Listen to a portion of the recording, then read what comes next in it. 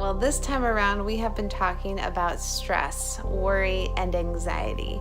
It's a thief. It steals your connection with God, your time for worship, and your focus on the things that really matter. So in this video, we're going to be digging in a little bit deeper on how we can change how much stress is a part of our lives. If you want to find out where we started and what we talked about, you can hop over to the blog and read the article under the journey, Stress is a Thief. We'll start there, and now we're going to dig a little bit deeper. Are you ready? Let's talk. I want to ask you this. What have you been thinking about lately? What are some of the things that have been making you happy and lifting your spirits that have been in your thoughts? Is it family, friends, activities, success, God? What about some things that cause your heart to drop? Things that are a source of worry or anxiety? These things that focus your eyes away from who God is are not from Him. That makes sense, right? I wouldn't give you something that was going to push you further away from me unless I really didn't like you. And lucky for us, God loves us because He made us and He delights in us. He wants to give us the best because He's a good Father. So worry, anxiety, stress are not something we have to put up with and not something that make us more responsible people. That's actually where I wanted to start today, because I think that a lie a lot of us believe is that if you're not worried or concerned about something, you must not care. That is not true. It's a lie. Worry is not productive. It doesn't motivate you to clear, defined, and productive action. Anxiety has a similar effect. It paralyzes you more often than not. So again, not a productive emotion. If you care about something, you can be a problem solver, you can be passionate, you can be excited, you can be a great employee or worker or business owner or friend or mom or dad or whoever without worrying or being anxious. In fact, there's a direct command from God to not worry or be anxious about everything, but to cast your cares on God. And I think that this is the best way you can care about something. The fact of the matter is that God can take care of things way better than we can.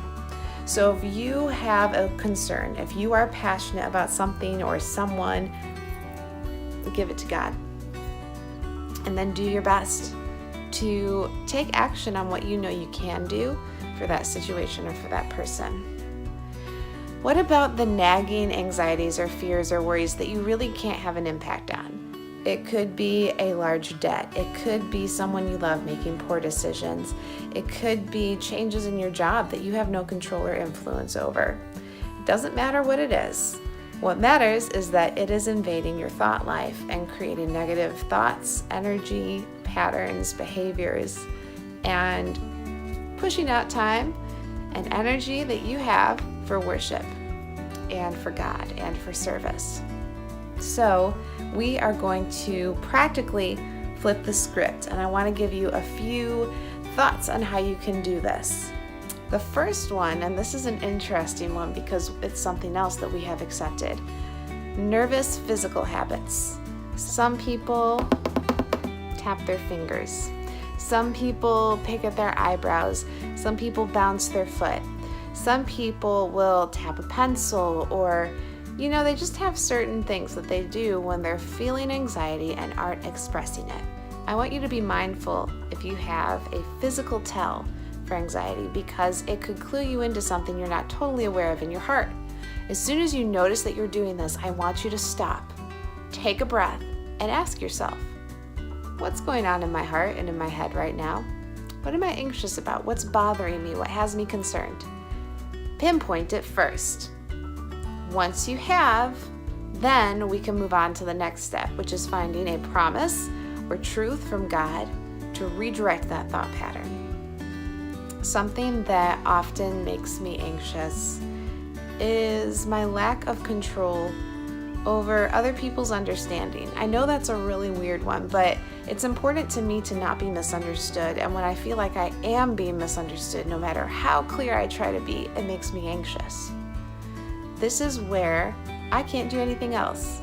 I cannot control people's minds or hearts or emotions or actions, right? neither can God, but He can talk to people.